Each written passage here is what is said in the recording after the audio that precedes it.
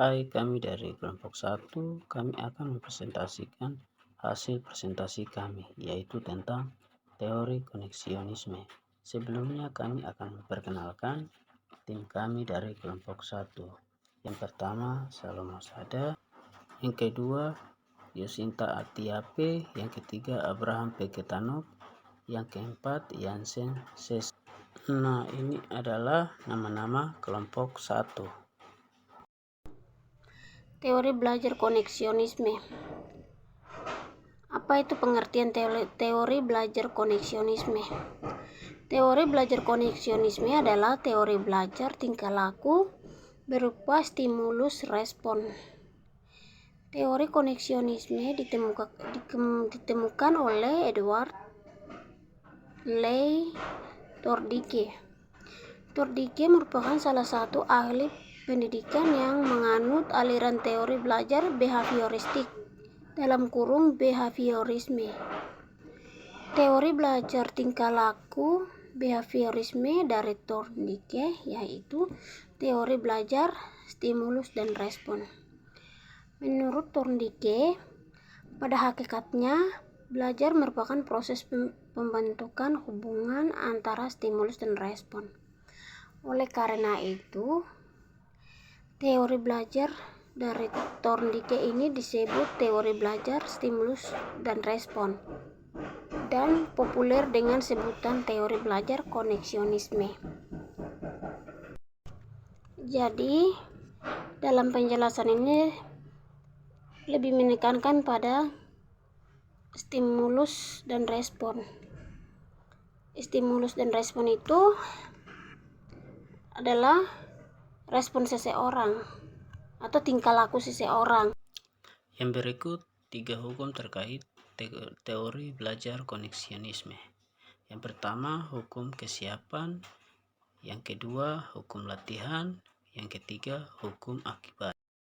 Poin pertama adalah hukum kesiapan.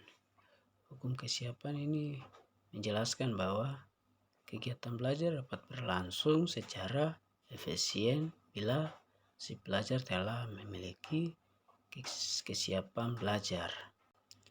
Contoh, kalau seorang siswa mengikuti proses belajar, berarti seorang siswa itu dia harus siap. Kalau maksudnya dalam mengikuti proses belajar mengajar, dalam arti materi yang diberikan oleh guru dia bisa dapat paham atau respon bila dia sudah belajar atau sudah siap dalam mengikuti belajar. Tetapi kalau dia tidak siap dalam proses belajar atau sama sekali dia tidak belajar, otomatis apa yang mestinya dalam proses belajar mengajar dia tidak akan paham atau mengerti dalam arti materi yang diberikan oleh guru.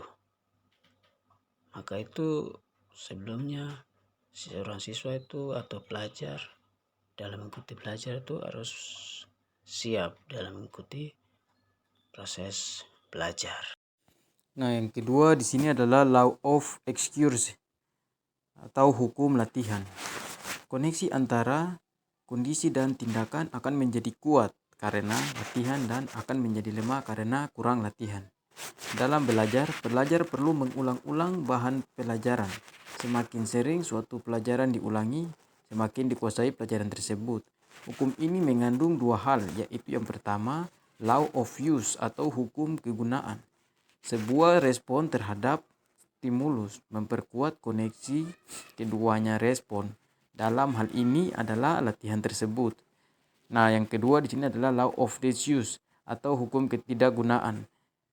Ketika respon tidak diberikan stimulus, kekuatan koneksinya menjadi menurun.